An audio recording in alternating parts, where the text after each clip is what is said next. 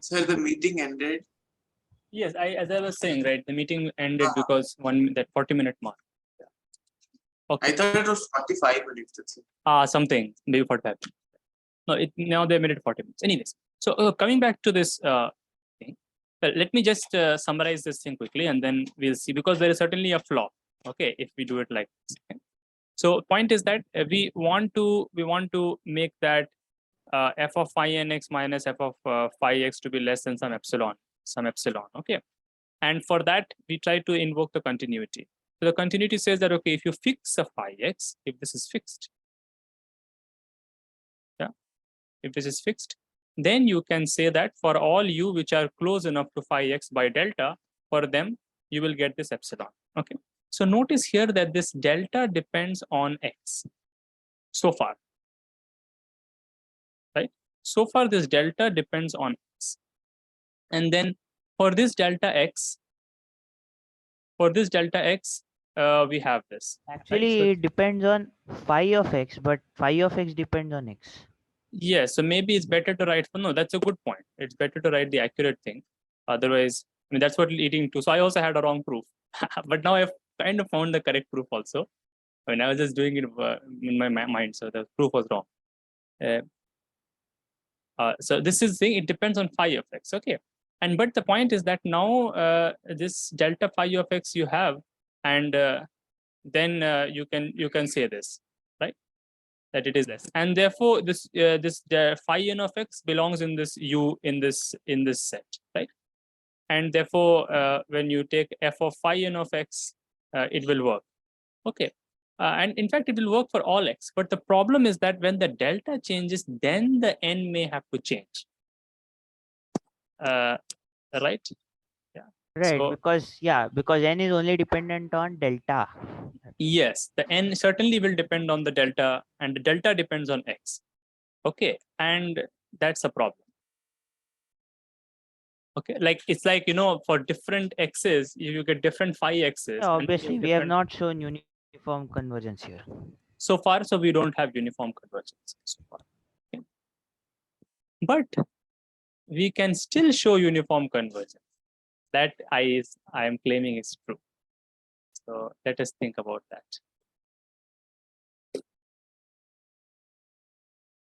So far, it's not worked.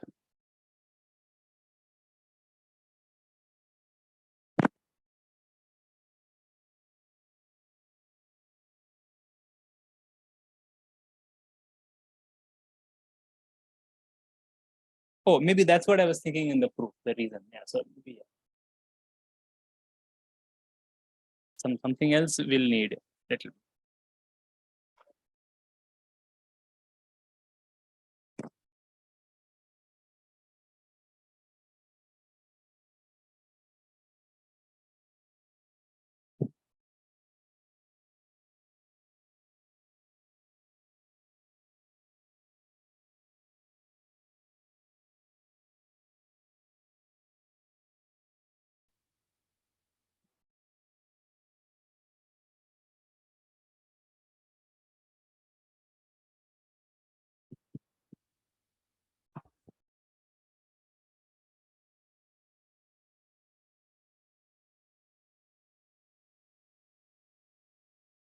So basically, the point is that we want one delta, right? If we can get one delta that works for all phi x's, okay, so that you take any point, any phi x, then and a delta, then that will ensure that the two f values in that delta are close enough. If you can say that, if you can find one delta, then the job is done, right? Because then you will get one n, right? So that whenever phi nx minus phi x is less than delta, then f of phi nx minus f of phi x is also less than epsilon. You'll be done. We'll still detail those things, but let's just say we want one delta. So maybe we need to find the supremum of all the deltas here. Kind of. Yes, you want to. Yeah, so it really comes down to a continuity of f. Right, we want to say more about the continuity of f. Right. So what you need is, yeah, the supremum. So maybe, yeah, right. So let me say it like, no, not the supremum, the infimum, right? So something like Why this. the maybe. infimum? Because the band will get smaller. For example, wait. You want the smallest delta, so that it works for all the points. Oh, okay.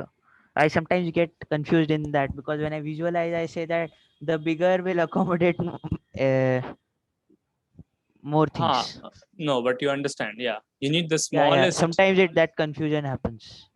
Okay. Yeah, right. So what you basically want is this. Maybe, or maybe, yeah, let's see how the supremum actually, how the infimum actually comes, right?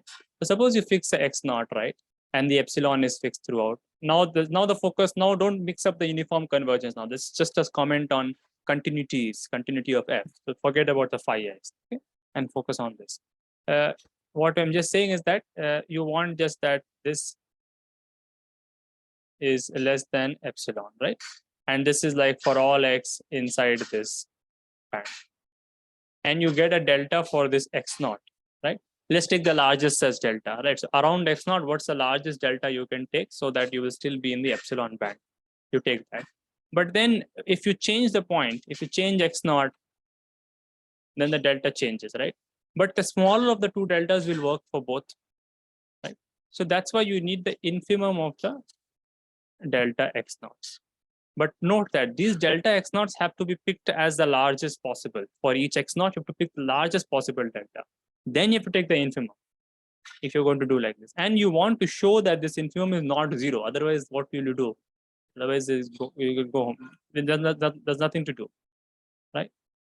Maybe this has to be taken in. Wait, what happened here?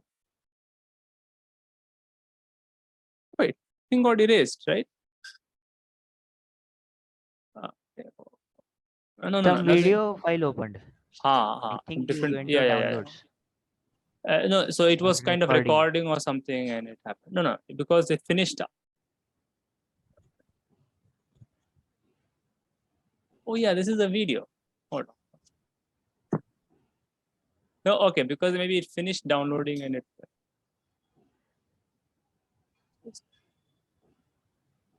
Right.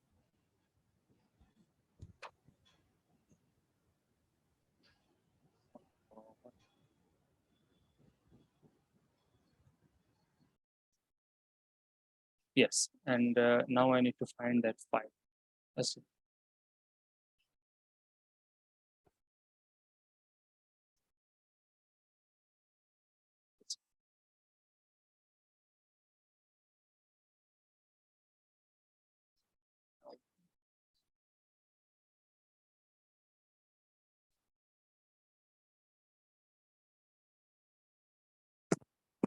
Right. So we basically need that smallest delta. Okay. So, but to summarize, what we need is something like this. Okay, that f of x minus f of y is less than epsilon for all x minus y less than delta. We need this. Otherwise, it is not true. Right? Basically, that smallest delta is this delta, right? So you pick that infimum of all those deltas, and it is this delta, so that whenever x minus y is close by delta, then the result is close by epsilon. Just take this for now and try. Okay? But you see, such a delta may not exist. Sir, if we just add another condition to the theorem that f is also uniformly continuous, then it's easy. It's done. Yes, then it is done. So we need f to be uniformly continuous. That is the extra thing you need to add. Otherwise, this question is not. Otherwise, the answer is not yes. Yeah. But you said that it is yes. Yes. Otherwise also. Yes, because I was saying in a certain other context. I was thinking in a. So I was wrong. That's right. I was thinking in a certain other context. We need. Okay, I would not say we need uniform continuous, but certainly uniform continuity is sufficient, right? We need. Sorry. If you have uniform continuity, then you can say this. Okay.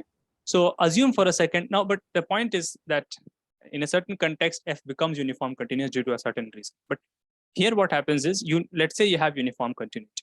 Okay, so we realize the importance of that. We arrive at this uniform continuity directly, right? Naturally, if you have uniform continuity, then you have this, right? And then basically what you do is you choose your n large enough, right? If you choose your n large enough, then phi nx minus phi x is less than delta. And that implies that f of phi nx minus phi x will be less than epsilon. Raghav, is that clear? Sir, it's clear, but can you repeat just once again? Yes, yes. So if we have, suppose now f is uniformly continuous, okay? Uniformly continuous means that it doesn't depend on the delta. Just take, for a minute, you take this as a definition of uniform continuity. That for all x minus y, so given epsilon, there exists a delta such that any two x minus y, if they're close enough by delta, then their image is close enough by epsilon. Okay, we don't have this directly from continuity. This is more than continuity, right? Or it seems so. Yes, yes.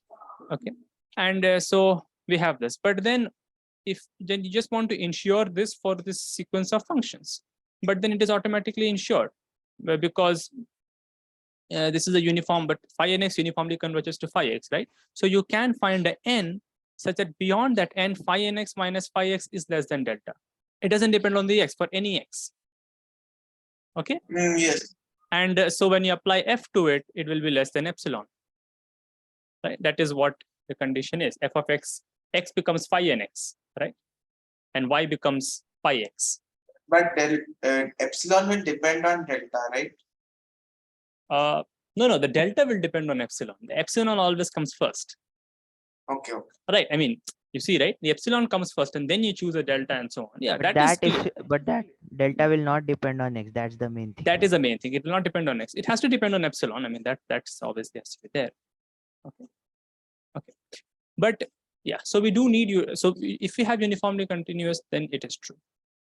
So sometimes I remember this uniform conversion as like a pair. There is an epsilon delta jodi that way. Yes. Yeah. So then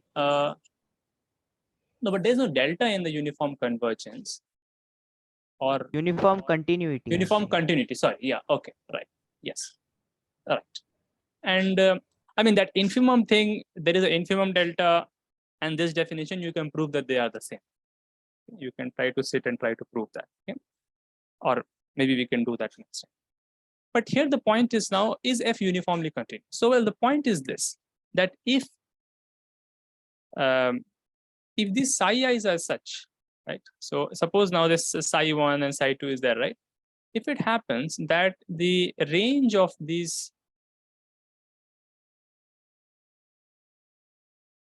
psi i's, so it's R, but you see each psi I, now if the psi i's are continuous, if this is continuous, if psi i's are also continuous, then by the extreme value theorem, the image will also be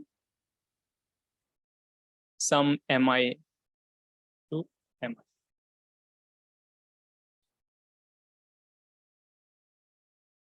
Right? The extreme value theorem, and then also intermediate value theorem applied to it. It will be this. Now, but then we need more. If the supremum of these mi is m, if it exists, if it's finite, that is important. Yeah, that not just that the psi i's are bounded, but they are uniformly bounded. That is, all psi i's have a uniform. There's a biggest m which that captures all of them. Okay. Then it is enough to take the domain of f from minus m to m.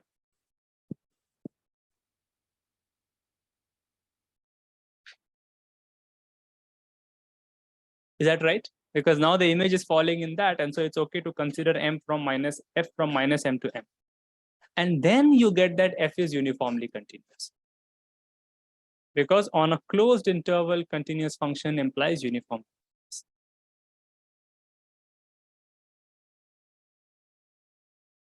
Okay. Can you repeat the last statement? Yes. So what we get is that if the psi i's are all uniformly bounded with m, then what I said after that is then it is enough to take the domain of f from minus m to m. Right? Okay. Because that's enough for the composition. We don't care about the f outside. Got it. But then in that closed interval, f becomes uniformly continuous, because on a closed, maybe I don't know if you know how to prove this. Maybe we'll prove it. This is important to prove, and there are many different interesting kinds of proofs. So maybe one of you, Adish, maybe you can try to prove it, or read a proof and try to present it next time. That would be good. This implies uniform continuity. There are a lot of good things in that. So basically, you are saying that if there is a function defined on a closed interval and it is continuous, It's automatically then it is uniformly. uniformly. Oh, yeah, exactly. It's automatically uniformly continuous. Okay, so that's why it's not I a didn't big. think of it that way. Oh, yeah. Okay. So you see, it will be there I in never Barton thought of it. Sherbet or any analysis book. But this is a very fundamental result. Extremely. So it's the result about the finiteness of close 0,1. It's basically dependent on the fact that close 0,1 is a small set in a certain sense, and open 0,1 is a large set in a certain sense. Okay, that is the reason why you can find the smallest delta, and that's why it becomes a uniformly continuous. Obviously, in the proof, you never show that you can find the smallest delta, because that will be a constructive thing, and that's usually the proof is by contradiction. Anyways, then you can say this. Okay. Now the question is, I mean, under what natural conditions will this psi i's have a global bound? See, I mean, psi1 has a bound, psi2 has a bound. Does it imply that the Basically, under what condition the supreme exists? Yes. So is it because the psi i's are uniformly convergent? That question is coming. So that's the next question to look at now. Okay, so let me share on the whiteboard and say that question. You see, right? That's the interesting question. So, okay, first of all, let me say this: that if you just have continuous function, so this is psi1 and this is psi2 and dot dot dot, right? And this converges to, I mean, forget about convergence. Okay, if you just have this, and these are all continuous, obviously continuity is needed there. I mean, we are assuming continuity. Then obviously each psi I is from 0,1 to minus m, m. Very good. But further, it is given that these are okay. Further, it is given that these are converging to a phi uniformly.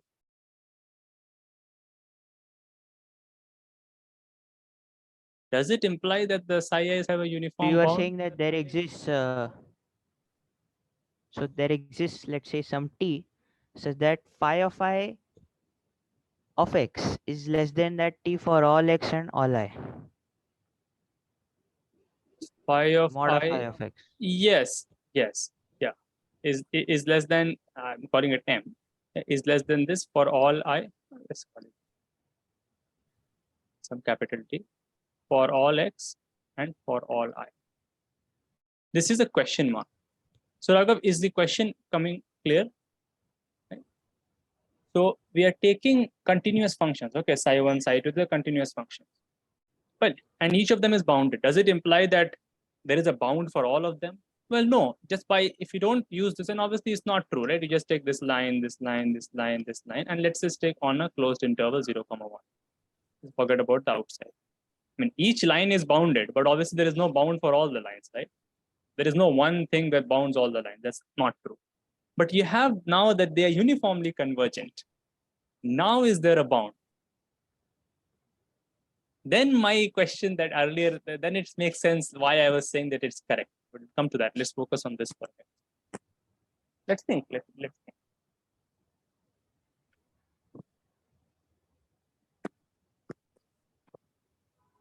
It's Aragab, if something is not clear, you should tell. Yeah, okay. Right. Yes, sir. Sir, is are other people not attending, Ratsubro and Chandan? Chandan, I've lost contact with him. I mailed him once, but he did not reply. So I don't know what happened. And I think Satvik joined CMI, right? No, he didn't join CMI. He just fell short of 3 marks cut off. Oh, so he's also not joining. Yeah, I don't know. No, And no, it was a very close call for him.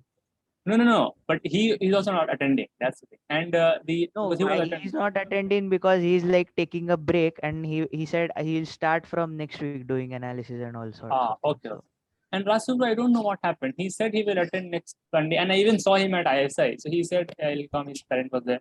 Maybe he okay, forgot. he got in, right? Yeah, he's in ISI, so maybe he has now Okay. forgotten. In a sense, okay, he's in a different swing. So he maybe forgot again. It's possible. Yeah. And that's Sir, Bangalore or Calcutta? Kolkata. So he joined B stat. He joined B stat. So, Okay. Sir, B stat is less in demand than B man. less in demand. Demand in what sense? So the cutoff is a little less. I think. Cut off. Yeah. Cut off. Yeah. I think little less. I don't know. But obviously, it's more in demand in the other.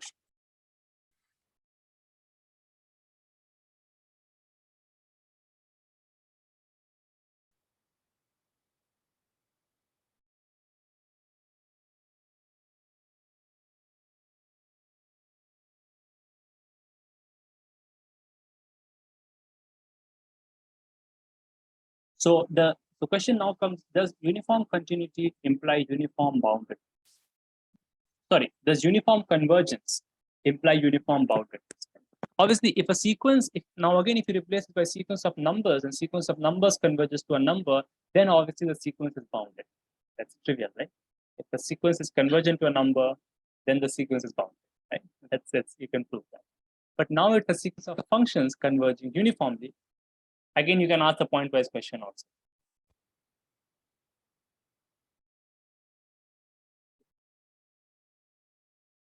But let's only focus on the uniform question for a second.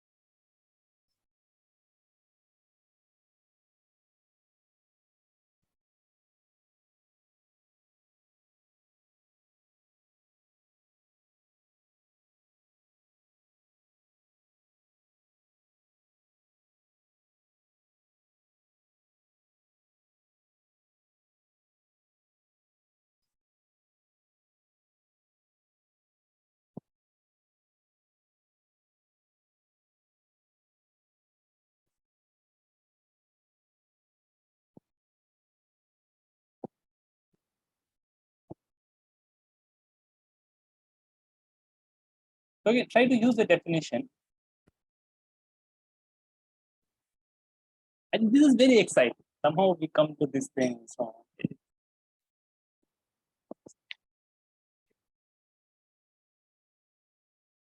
So remember that phi is also a continuous function on 0, 1. That we have proved. Okay. Limit is also continuous. Okay, now this is like, yeah, that's the hint. Now I got it. Okay, If that's it. mod of, if it is uniformly convergent, Uh-huh. then phi of x, phi I of x minus phi of x will be less than epsilon for a sufficiently large I. And so basically we just break this inequality. Right. So we get that phi I of x will be less than epsilon plus phi of x. And as we have proved that if phi I converges to uniformly to phi of x, then phi of x is continuous, and by extreme value theorem phi of x will have an extreme value, like will have Right. some m. So obviously this will be true. Wonderful. Right. That's it. That's beautiful, right? So this is nice. So phi I of x is less than m plus epsilon. for all x and all I bigger than something. Obviously, beyond, I mean, before that there are just finitely many things, so finitely many m's. So I mean, so just for the sake of more clarity, just I'm just saying, let's take epsilon to be 1. Okay, 1, 1, 1, 1, 1. So what have we proved? We have proved that so this psi I of x is less than m plus 1 and it is bigger than minus m plus 1 for I bigger than n naught. Okay, so then what should you take as the t?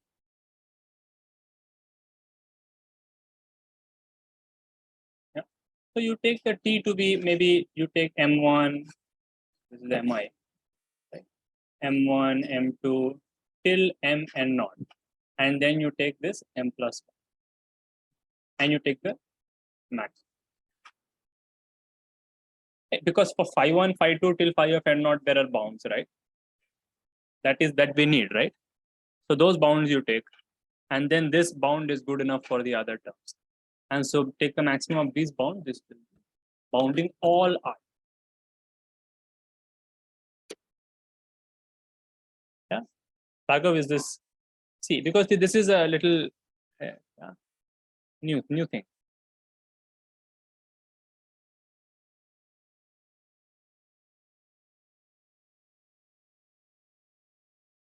So you're just using the property of mod, no? Yes, right, property of mod. But most importantly, the point is that because phi x is bounded, right?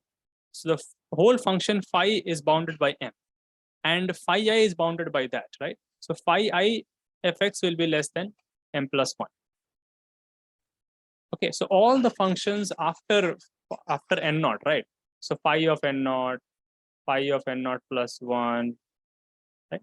All these functions will be less than m plus 1 for all x also. So these are separately less than some numbers, separately less than corresponding they have by extreme value theorem, but we are finding a global bound for all this. That's the magic of uniform continuity. And it's not really if you look at it visually. Okay, and then these are just the bounds for the first and these are all uniform bound. These bounds work for all x is the point. And then you're done.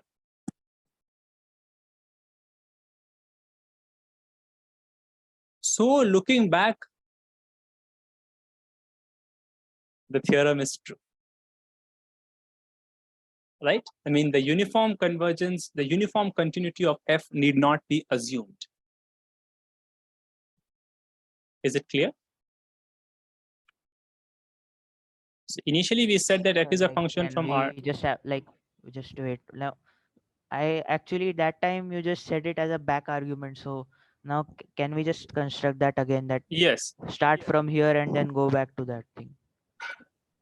Yes. Start from the boundedness of phi I. Right. And back to how it is there, because I'm not getting the link now. Right. Yes. That's right. Yeah. So what we have is that these psi i's converge uniformly to psi x uniform. This implies that these psi i's are uniformly bounded. Right. So means mod meaning both directions. For all I and for all. When one writes this, it automatically makes sense because I'm not putting any script on I, but still it's writing script on M, but still yes. This is true. Now this implies that the domain of f that needs to be considered is from minus m to m. Right. And this implies that f is and now uniform. that result, okay. F is uniform. But this result is still to be proved. Yes, so this you have to present next time. Okay, uniformly continuous. Yeah, this you can see and. No, I'll think on that. You think, but also if you cannot do it because it's a very standard, it's one of the pillars of you can look at Bartley and Sherbert, but spend some time first and then but do present. Okay, that if you want you can say only if you want. You can write it's better, but you can just say also, that's fine. And anyways, this and then f is uniformly continuous, and then by our that we did, right? F is uniformly continuous means that it's good enough.